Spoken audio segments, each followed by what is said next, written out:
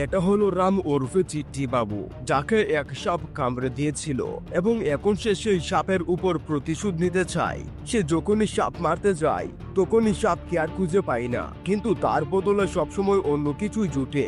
চিট্টি বাবু গ্রামের লোকদের খেতে পানি দেওয়ার কাজ করে এবং তার শোনার ক্ষমতা কিছুটা কম।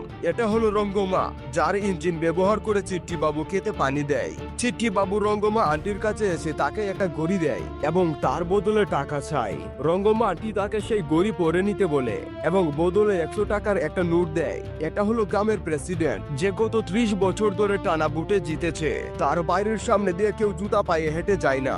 5 বছর পর চিট্টি বাবুর বড় ভাই দুবাই থেকে বাড়ি ফিরে আসে। সেই সময় প্রেসিডেন্টের লোকেরা একজন মহিলাকে ঋণ না শোধ করার কারণে তার বাড়ি থেকে বের করে দেয়, কিন্তু চিট্টি বাবুর বড় ভাই তাদের কিছু টাকা দিয়ে পাঠিয়ে দেয়। এদিকে কিছু লোক একটা সাপ মারতে মানা করছিল, তখন এক মহিলা চিট্টি বাবুকে ডাকে। চিট্টি বাবু সাপ খুঁজতে খুঁজতে জুপ সরিয়ে দেয়, যার মধ্যে একটা মেয়েকে দেখতে পায়। চিট্টি বাবু মেয়েটিকে দেখতে থাকে।